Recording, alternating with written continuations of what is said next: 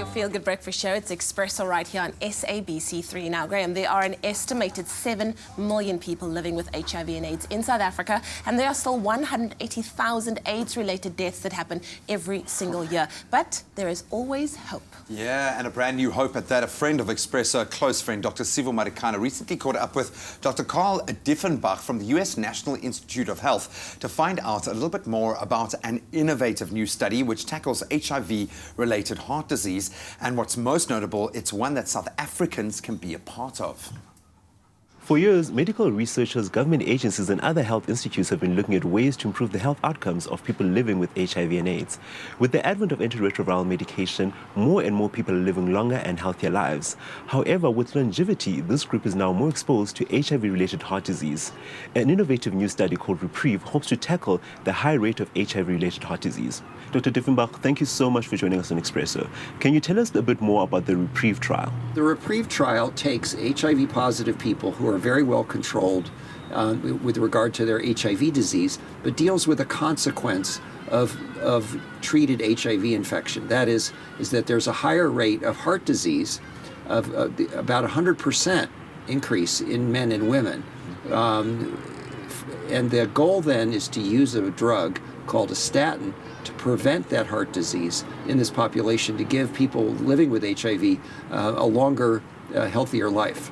In terms of developing countries, we see a lot of AIDS-related complications. Doc, how does HIV relate to heart disease? So it's really quite interesting. Remember that HIV is an infection for life.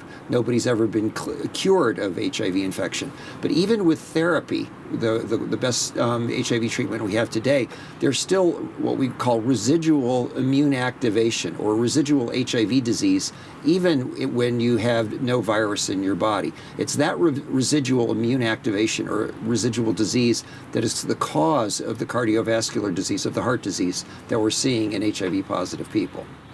So, Doc, who can participate in the study? So there's the age limit is 40 to 75. There's a score or a risk factor score that your physician or healthcare provider will work you up for, because everybody with HIV infection is at higher risk of getting cardiovascular disease, getting heart disease.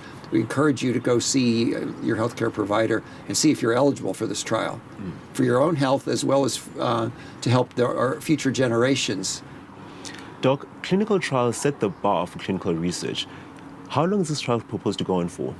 So this is a very large trial. We're trying to enroll 6,500 people around the world, and we're about half enrolled.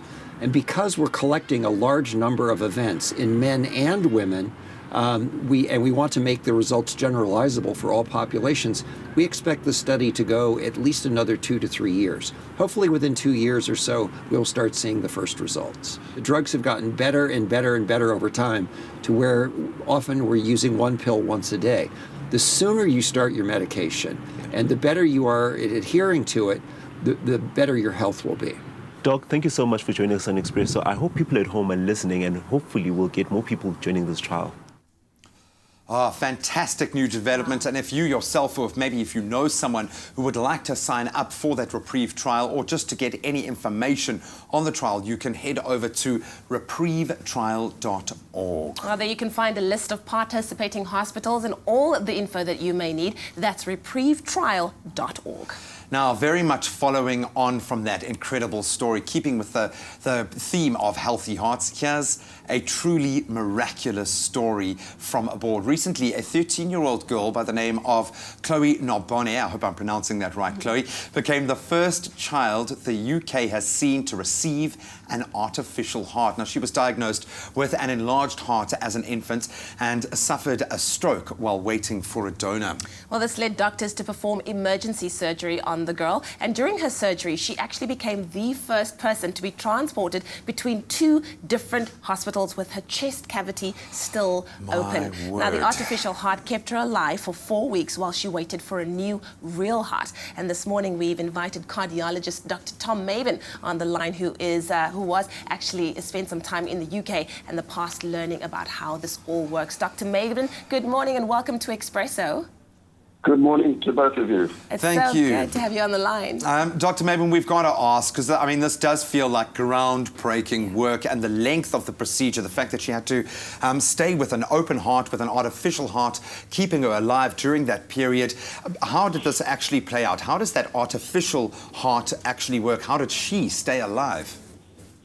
Okay, obviously it's a very complicated case, and try and get some of the medical detail from the internet is a little difficult, and I haven't been able to phone colleagues of mine, but it's clear that she was born with her heart actually outside of her chest. Wow. So it was at birth that she was in trouble.